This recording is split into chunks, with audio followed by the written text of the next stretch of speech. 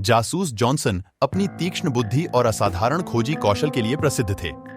उनके लिए कोई भी रहस्य इतना जटिल नहीं था कि उसे सुलझाया न जा सके। एक तूफानी रात में उन्हें एक फोन आया जो उनकी क्षमताओं की उनकी सीमा तक परीक्षा लेने वाला था। शहर के बाहरी इलाके में एक आलीशान हवेली के मालिक का फोन आया था। मालिक श्री हैरिसन ने एक साहसी कला डकैती की सूचना दी। उनकी निजी गैलरी से बेशकीमती पेंटिंग गायब हो गई थी और उनका कोई निशान नहीं बचा था। जासूस जॉनसन ने कोई समय बर्बाद नहीं किया और घटनास्थल पर पहुंचे। जैसे ही वह हवेली में पहुंचे, श्री हैरिसन ने उनका स्वागत किया, जो स्पष्ट रूप से व्याकुल दिखाई दे रहे थे। जासूस ने गैलरी की सावधानीपूर्वक जांच की, ऐसे किसी भी सुराग की तलाश की जो अपराध पर प्रकाश डाल सके। उन्होंने एक टूटा हुआ सुरक्षा कैमरा और जबरन प्रवेश के संकेत देखे। यह स्पष्ट था कि चोर ने बड़ी सावधानी से चोरी की योजना बनाई थी।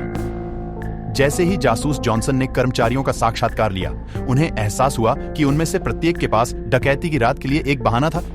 हालांकि उनकी पैनी नजर ने माली के व्यवहार में घबराहट की झलक पकड़ ली।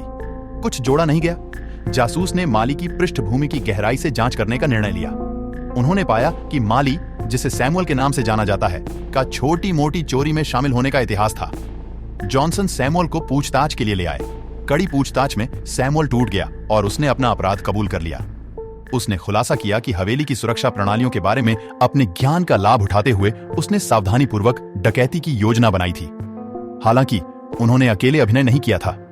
सैमुअल ने खुलासा किया कि उसकी एक साथी थी जो हवेली में काम करने वाली नौकरानियों में से एक थी, जिसका नाम एम्मा था। उसके पास गैलरी के सुरक्षा कोड तक पहुंच थी और उसने चोरी को अंजाम देने के लिए सैमुअल को महत्वपूर्ण जानकारी प्रदान की थी। इस सफलता के साथ जासूस जॉनसन ने एम्मा को पकड़ लिया।